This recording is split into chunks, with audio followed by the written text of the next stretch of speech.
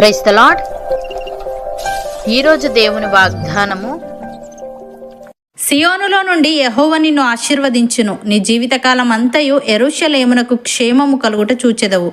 కీర్తనల గ్రంథము 128వ అధ్యాయము 5వ వచనము. సహోదరి సహోదరులారా, ఈ వాక్యం దేవుడు తన బిడ్డలకిచ్చే ఉన్నతమైన ఆశీర్వాదమును గురించి మరియు సామాజిక క్షేమమును గురించి వివరిస్తుంది. దేవుని యందు భయభక్తులు గల వ్యక్తి కేవలం తన ఇంట్లోనే కాకుండా తాను నివసించే ఊరిలో, దేశంలో కూడా దేవుని క్షేమాన్ని చూస్తాడని ఈ వచనం హామీ ఇస్తోంది. ఇది వ్యక్తిగత ఆశీర్వాదానికి మించిన ఒక పరిపూర్ణమైన క్షేమస్థితి. ఈ వాక్యాన్ని లోతుగా అర్థం చేసుకోవడానికి దీన్ని 2 ప్రధాన భాగాలుగా చూడవచ్చు. మొదటిగా, సియోనులో నుండి యెహోవా నిన్ను ఆశీర్వదించును అని ఉంది. ఇక్కడ సియోను అనేది దేవుని నివాస స్థలానికి, ఆయన పరిశుద్ధ మందిరానికి సాదృశ్యం. దేవుడు నిన్ను భూ సంబంధమైన మార్గాల ద్వారానే కాకుండా పరలోకపు మూలాల నుండి ఆశీర్వదిస్తాడు. సియోను నుండి వచ్చే ఆశీర్వాదం ఆత్మీయమైనది, స్థిరమైనది మరియు అత్యంత శక్తివంతమైనది. లోకమిచ్చే ఆశీర్వాదాలు పరిస్థితులతో పాటు మారుతూ ఉంటాయి, కానీ సియోనులో నుండి వచ్చే ఆశీర్వాదం నీ ఆత్మను, శరీరాన్ని, నీ కుటుంబాన్ని తృప్తిపరుస్తుంది. దేవుని సన్నిధి ఎక్కడ ఉంటే అక్కడ నుండి నీకు సహాయం అందుతుంది. ఉదాహరణకు, లోతు యోర్దాను మైదానమును, అనగా లోకపు సారవంతమైన భూమిని కోరుకున్నాడు, కానీ అబ్రహాము దేవుని వాగ్దానమును నమ్మాడు. అబ్రహాము ఎక్కడికి వెళ్ళినా దేవుని సన్నిధి ఆయనతో ఉంది. లోకపు పరిస్థితులు కరువుగా ఉన్నా దేవుడు అతన్ని ఐశ్వర్యవంతునిగా చేశాడు. ఇది భూ సంబంధమైన వనరుల మీద కాకుండా పరలోకపు మూలాల మీద ఆధారపడిన ఆశీర్వాదం. అలాగే ఫిలిష్తీయుల దేశంలో తీవ్రమైన కరువు ఉన్నప్పుడు ఇస్సాకు తన సొంత తెలివితేటలతో ఐగుప్తుకు వెళ్ళాలనుకున్నాడు, కానీ దేవుడు ఇక్కడే ఉండు, నేను నిన్ను ఆశీర్వదిస్తాను అన్నాడు. కరువు కాలంలోనే ఇస్సాకు విత్తనం వేయగా దేవుడు అతనికి 100 ఫలాన్ని ఇచ్చాడు. లోకపు లెక్కల ప్రకారం అది అసాధ్యం, కానీ సియోను నుండి వచ్చే ఆశీర్వాదం ప్రకృతి నియమాలను కూడా మారుస్తుంది. ప్రియులారా, మనం చూసినట్లుగా లోకమిచ్చే ఆశీర్వాదాలు తాత్కాలికమైనవి మరియు పరిస్థితుల మీద ఆధారపడి ఉంటాయి, కానీ సియోను నుండి వచ్చే ఆశీర్వాదం దేవుని సన్నిధి నుండి ఉద్భవిస్తుంది. అది కేవలం డబ్బునో ఆస్తినో ఇచ్చి ఆగిపోదు. అది హృదయానికి సమాధానాన్ని, ఆత్మకు తృప్తిని, తరతరాలకు భద్రతను ఇస్తుంది. రెండవదిగా, నీ జీవితకాలం అంతయు యెరూషలేమునకు క్షేమము కలుగుట చూచెదవు అని ఉంది. అనగా దేవుడు ఇచ్చే ఆశీర్వాదం ఏదో ఒక రోజుతో ముగిసిపోయేది కాదు. అది నీ జీవితకాలం అంతయు నీతోనే ఉంటుంది. అంటే నీ బాల్యం నుండి వృద్ధాప్యం వరకు నీ ప్రతి దశలో దేవుని కృప నిన్ను వెన్నంటి ఉంటుంది. నీవు అలసిపోయినప్పుడు ఆయన నిన్ను బలపరుస్తాడు. నీవు ఒంటరివైనప్పుడు ఆయన నీకు తోడుగా ఉంటాడు. అలాగే నీవు ఆశీర్వదించబడటం అంటే కేవలం నీవు బాగుండటం మాత్రమే కాదు, నీ చుట్టూ ఉన్న సమాజం, నీ దేశం కూడా క్షేమంగా ఉండటం. యెరూషలేము అంటే ఇక్కడ మన నివాస స్థలం లేదా మన దేశం. నీవు నివసించే ప్రాంతం క్షేమంగా ఉన్నప్పుడే నీవు నిజమైన సంతోషాన్ని అనుభవిస్తావు. దేవుడు నిన్ను ఎంతగా హెచ్చిస్తాడంటే నీ చుట్టూ ఉన్నవారు బాగుపడడం నీవు కల్లారా చూస్తావు.